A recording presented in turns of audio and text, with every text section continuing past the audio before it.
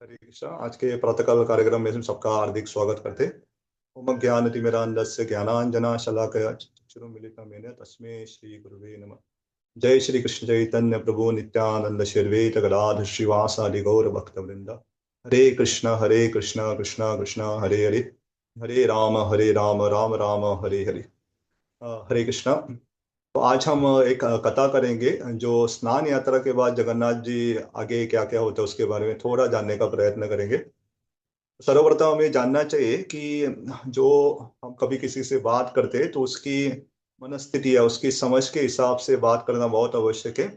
तो हम अलग अलग दृष्टिकोण से ये पूरी लीला को देखने का प्रयत्न करेंगे। प्रभुपाद जी भी अलग अलग जगह पे लोगों से तर्क या लॉजिक से भी बात करते थे ताकि लोगों को थोड़ा समझ में आए करके, क्योंकि शुरुआत में सब में श्रद्धा नहीं रहती इतनी कि भगवान की सारी लीलाओं को समझ सके। लेकिन धीरे धीरे जैसे भक्ति में आते हो, भगवान के भक्तों का संग करते, तो उनकी श्रद्धा भी बढ़ जाती है। तो सर्वप्रथम हम जो लीला लेंगे वो होती है भगवान श्री जगन्नाथ जी की स्नान यात्रा थोड़े दिन पहले हुई। यहाँ पे भगवान को बहुत सुंदर तरीके से 108 बहुत पवित्र पानी जो रहता है, अलग अलग सुगंधित अलग अलग जड़ी बूटी डाले उससे उनका अभिषेक किया जाता है। उनकी भी बहुत एक सुंदर प्रथा है कि 108 घड़े रहते, उसमें से 35 घड़े जगन्नाथ जी को अर्पण किए जाते, 33 घड़े जो है बलदेव को अर्पण किए जाते, उनमें से 22 जो घड़े रहते हो सुभद्रा माई को, और 18 जो बाकी के घड़े रहते वो सुदर्शन चक्रों को अर्पण किए जाते। इसके बाद ऐसा माना जाता है कि जगन्नाथ जी 15 दिन के लिए बीमार हो जाते, और उसके तुरंत बाद ये स्नान यात्रा के बाद भी और एक प्रसंग होता है जहाँ पे जगन्नाथ जी को बहुत सुंदर हाथी वेश के या एक हाथी के मुंह से उनको सुभूषित किया जाता है। तो हम पहला प्रसंग को देखेंगे। एक तर्क की दृष्टिकोण से देखेंगे कि जगन्नाथ जी के ऊपर जब इतना पानी का अभिषेक होता है, तो उनका जो रंग रहता है, बहुत सारा मुंह का जो रंग रहता है, क्योंकि प्राकृतिक द्रव्य से बनाया हुआ रहता है, नेचुरल कलर से होता है, तो पानी के कारण ये रंग उतर जाता है। तो इसलिए जगन्नाथ जी को पूरा ये हाथी वेश उनका पूरा मुंह ढक लिया जाता है और उनको ये वेश में कपड़े डाले जाते हैं। लेकिन लोक कथा में इसका संबंध और एक छोटी कथा से भी जुड़ा हुआ है। दक्षिण भारत कर्नाटका में एक बहुत बड़े गणेश जी के भक्त रहते थे, उनका नाम था गणपति भट्ट करके। तो ये गणपति भट्ट ने पढ़ा शास्त्रों के माध्यम से कि जो परम ब्रह्म है, पूर्ण पुरुषोत्तम भगवान जो है, ये कलयुग में नीलाचल में जगन्नाथपुरी में प्रकट हुए करके। तो जैसे उनको पता चला, वो भाग भाग के आए यहाँ पे जगन्नाथपुरी में भगवान का दर्शन लेने के लिए। लेकिन जिस दिन वो आए थे वहां पे स्नान यात्रा का दिन था, तो भगवान का स्नान हो रहा था, स्नान यात्रा चल रही थी। तो थोड़ा सा वो मायूस हो गए, क्योंकि उनके हिसाब से जो परम ब्रह्म रहती उसकी सूंड होनी चाहिए, गणेश जी जैसे होने चाहिए, तो ऐसा तो नहीं है करके तो निराश होके जा रहे थे। तो अलग अलग इसका वर्तान किया गया है। थोड़े कहते हैं कि जगन्नाथ जी उनके स्वप्नों में आके उनको बताया कि वापस दर्शन के लिए जाओ। और थोड़ी जगह पे ये भी कहा गया कि दो बच्चे आते हैं, उनसे कहते हैं कि बाबा आप शायद भूखे थे इसलिए आप ठीक से दर्शन नहीं कर पाए, आप वापस जाके तो देखो क्या है करके। तो जैसे ही वापस आते हैं और भगवान जगन्नाथ जी के स्नान के बाद उनको हाथी वेश पहनाया गया था, तो तुरंत समझ जाते अरे ये तो हमारे भगवान ही है करके, उन्होंने ये हाथी के रूप में है करके। तो जगन्नाथ जी काले हाथी के रूप में रहते हैं, बलराम जो रहते हैं सफेद हाथी के रूप में रहते हैं, और सुभद्रा माई को सुंदर एक जो सनफ्लावर जो फूल रहता है उसके समान उनको सजाया जाता है। तो ये दोनों तरफ से हमें तो सामने वाले व्यक्ति की कितनी श्रद्धा है उस हिसाब से हमें बताना चाहिए। तो भगवान अपने भक्तों के लिए इस रूप में भी प्रकट हो सकते हैं। तो ये एक हो गया। दूसरी जो प्रक्रिया है, भगवान लगभग 15 दिन के लिए बीमार पड़ जाते, तो इसे अनवासर स्तर भी कहा जाता है। तो ये या अन अवसर या अनसर भी कहते हैं उसे। तो अन अवसर का मतलब, अवसर का मतलब भगवान को दर्शन मिलने का एक संधि प्राप्त होता है, अवसर प्राप्त होता है। लेकिन अभी 15 दिन के लिए जगन्नाथ जी के दर्शन बंद रहते, तो किसी को यह अवसर प्राप्त नहीं होता, इसलिए इसे अनअवसर स्तर कहा जाता है। यहाँ पे जगन्नाथ जी को अलग अलग तरीके से द्रव्य दिए जाते हैं, अलग अलग उनको जड़ी बूटी, अलग अलग प्रकार की उनकी तेल मालिश किए जाते थे। तो मैं भी पिछले थोड़े दिनों से पढ़ रहा था कि क्या क्या होता है, तो विस्तार में उसका वर्णन किया गया। क्या पहले 4 दिन तो जगन्नाथ जी को द्रव्य पे रखा या लिक्विड डाइट दिए जाते हैं, उसके बाद में जगन्नाथ जी बहुत सुंदर तरीके से अलग अलग तेलों से मालिश होती है, बाद में धीरे धीरे करके उनको थोड़ा थोड़ा करके प्रसाद दिया जाता है। तो ये बहुत सुंदर स्तर है। तो तर्क के दृष्टिकोण से हमें अगर किसी को बताना है तो बता सकते हैं, क्योंकि ये जो 14-15 दिन का कार्य है, दो दो तीन चीजें बहुत अच्छी तरह से यहाँ पे पहले होती है। सबसे पहले जो होता है, जगन्नाथ जी के अभिषेक के बाद उनका जो पूरा रंग जो निकल गया उसकी पेंटिंग होती है, जगन्नाथ जी की रीपेंटिंग होती है।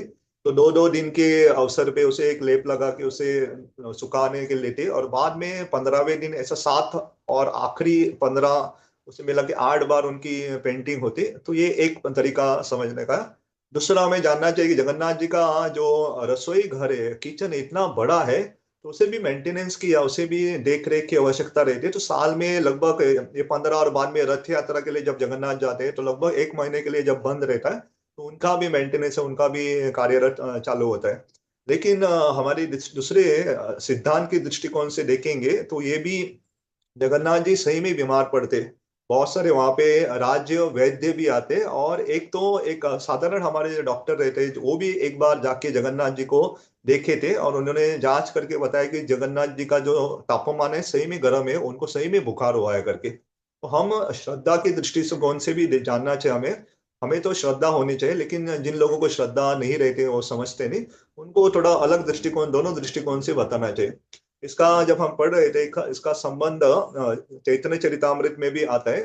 तो चैतन्य महाप्रभु ये जब स्तर रहता था, जब स्नान यात्रा होती थी, तुरंत भागते थे। एक जगह है लगभग 22-25 किलोमीटर जगन्नाथपुर से, उस स्थान का नाम है अलरनाथ करके। तो भगवान के बहुत सुंदर चतुर्भुज रूप में वहां पे भगवान विष्णु के दर्शन प्राप्त करने के लिए, तो चैतन्य महाप्रभु इतने भाव विभोर हो गए वहां पे कि उनका शरीर जो शिला थी नीचे वो भी पिघल गई, और उनके शरीर अलग अलग, उनके शरीर के उनके इम्प्रेशन कैसे थे वहां पे अभी भी है आज की तारीख में। तो इसके पीछे भागवतम में कथा आती है। तो क्या हुआ था कि जब भगवान रास लीला कर रहे थे गोपियों के साथ, तो भगवान को मिलने के लिए सारे गोपियां सब कुछ छोड़ छाड़ के आई थी। तो भगवान से वो बहुत तरह से उनको आनंद दे रहे थे। लेकिन बीच में गोपियों को ऐसा लगने लगा कि भगवान केवल मेरे पास है, अन्य गोपियों के पास नहीं है। और एक थोड़े से सूक्ष्म अहंकार के कारण भगवान को जब पता चला कि गोपियां ऐसे सोच रहे, तो भगवान अंतर्ध्यान वहां से गायब हो जाते। तो जैसे ही गोपियों को पता चला कि भगवान कृष्ण नहीं है, गायब हो गए, तो ढूंढ रही थी, वहां पूछ रही, पेड़ों को पूछ रही थी, जानवरों को पूछ रही, कहाँ गए कृष्ण, कहाँ गए कृष्ण करके। तो सब जगह भाग रहे थे। तो भगवान कृष्ण एक सुंदर नारायण के रूप में वहां पे प्रकट होते। और जैसे ही सारी गोपियां वहां पे आती है पहले भाग में, तो भगवान नारायण से प्रणाम करती है और पूछती है कि क्या आपने भगवान कृष्ण को देखा है क्या।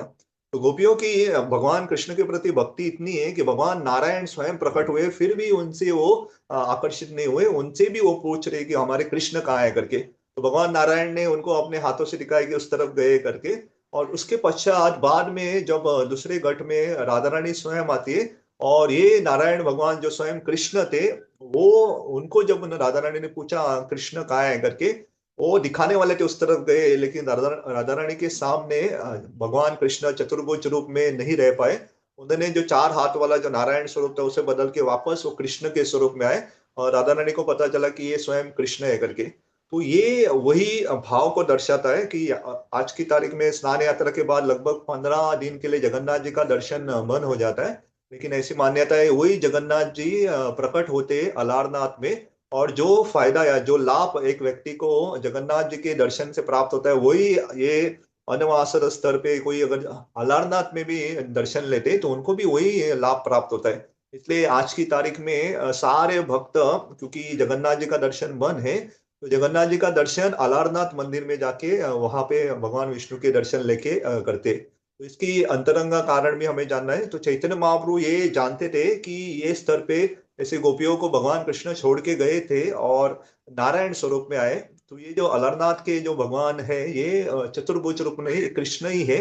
जैसे जगन्नाथ ही है स्वयं, तो हमारे गौड़ीय वैष्णव के लिए ये बहुत पूजनीय है। तो जगन्नाथ जी स्वयं वहां पे प्रकट होते हैं, जैसे नारायण के रूप में रासलीला में भगवान प्रकट हुए थे, तो इसलिए जगन्नाथ जी है वो। और जो भी आज के दिन या ये 15 दिनों में उनका दर्शन लेते, उनको भी वही लाभ प्राप्त होता है। तो इसलिए बहुत आवश्यक है कि हम कथाओं को एक सिद्धांत के दृष्टिकोण से भी समझे, और विशेष करके अगर कोई बहुत नए लोग हैं उनको तर्क के दृष्टिकोण से भी बता सकते हैं। तो उनके लिए तर्क यही होगा कि ये 15 दिन में जगन्नाथ जी का पेंटिंग होता है, तो 15 दिन पेंटिंग के लिए लगता है। तो बाद में जगन्नाथ जी पूरा सुंदर अपना श्रृंगार करके बाहर आते, और उस स्थिति को कहते हैं नेत्रोत्सव। यहाँ जगन्नाथ जी 15 दिन बाद पहली बार अपने भक्तों को दर्शन देते, बहुत सुंदर सुघोषित हुए थे। और बाद में वो रथ यात्रा कर निकल जाते। तो सिद्धांत को या हमारे तत्वों को समझ के किसके सामने कैसे प्रस्तुत करना, ये भी एक कला है। इनके लिए हमें भगवान से, गुरु से आशीर्वाद मांगना चाहिए ताकि हम योग्य शब्द बोले, ताकि सामने वाला व्यक्ति भी समझ सके। मैं एक छोटा सिद्धांत कह के रुकूंगा। श्रील प्रभुपाद जी भी जब अमेरिका में गए थे, उन्होंने बॉस्टन पे जब पहुंचे, उन्होंने एक छोटा सा एक भजन लिखा है। उसमें वो प्रार्थना करते भगवान से कि मैं बोलूंगा और सामने वाले जो विदेशी लोग हैं वो समझेंगे क्या नहीं क्या मालूम, लेकिन आप उनको शक्ति देना, आप मेरी वाणी में शक्ति देना ताकि वो समझे करके। तो हम भी प्रचारक का भी कार्य है कि हमें भी प्रार्थना करनी चाहिए भगवान के कि हम जो बोल रहे सामने वाले समझ सके और हमारी वाणी में भी भगवान के तत्व और सिद्धांत वो ठीक से आए करके। ये करके मैं रुकूंगा।